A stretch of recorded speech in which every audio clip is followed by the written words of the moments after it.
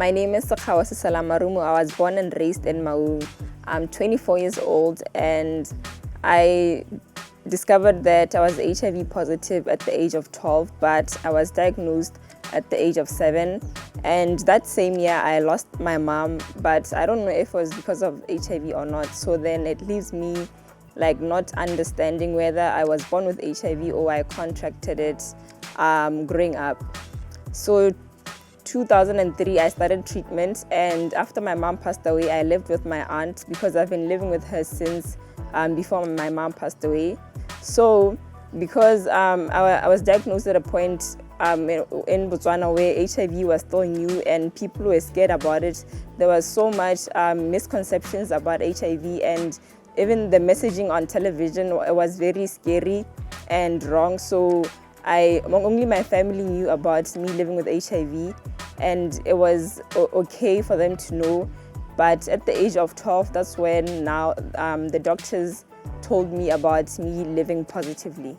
So after I disclosed my status, I think one thing that scared me the most, well, it was that the stigma that I faced was self-stigma, because I felt that now that people know about me living with HIV, they're judging me, but it was more of me than other people.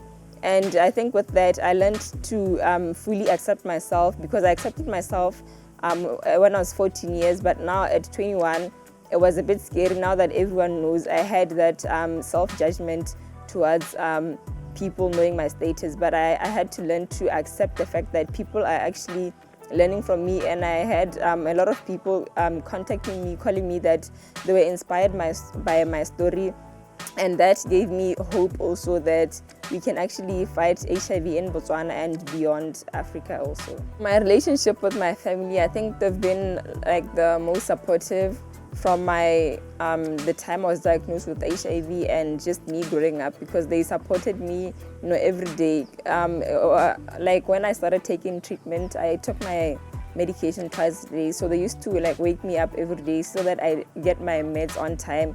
And even going to the doctor's appointments, they would take me there, until I think up to I finished Form 5, they took me to the doctor or gave me transport money, because what I saw is that some of my friends that I met at the hospital, their family or their parents didn't really support them, taking them to the hospital and stuff. But with me, I had that support. My sisters, my aunt took me to the hospital and gave me transport money. So that's the kind of support that I got, and the love I got, love from everyone.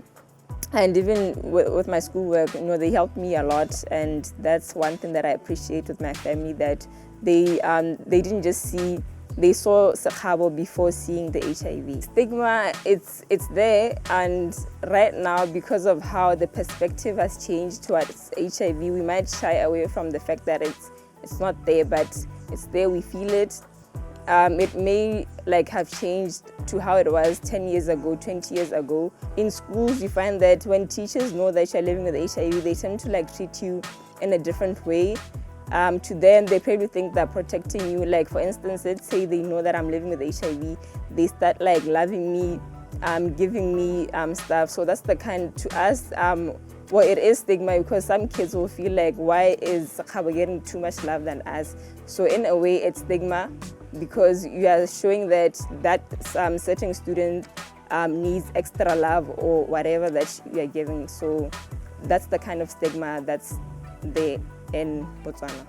Currently, I'm a student at University of Botswana doing a double major in mathematics and biology, and my interest is more in HIV research. So that's where I think I'll go into later, and hopefully in future, maybe in 10 years time, I see myself doing maybe graduate medicine, because I've had a lot of doctors influence growing up, being at the hospital most of the time. Social media, I mentioned earlier that 2016, after I wrote my Form 5, that's when I shared on Facebook about me living with HIV, and the response has been, it was very surprising and overwhelming, because I thought that people were going to be judgmental and all, but they were actually supportive. And some of my friends, after finding out that I was living with HIV, they actually had the courage to actually go test, because they always had that fear of them finding out that HIV positive. So it gave them that motivation and courage that if Sekgabo Sekgabo is here, she's been living with HIV, surely we too, even if we're living with HIV, we can live a good life just like her. So that's the kind of response that I got from people. And also I got so much encouragement from my teachers, because even still today, some of my friends still don't believe that I'm living with HIV because of how I always had so much positivity towards life.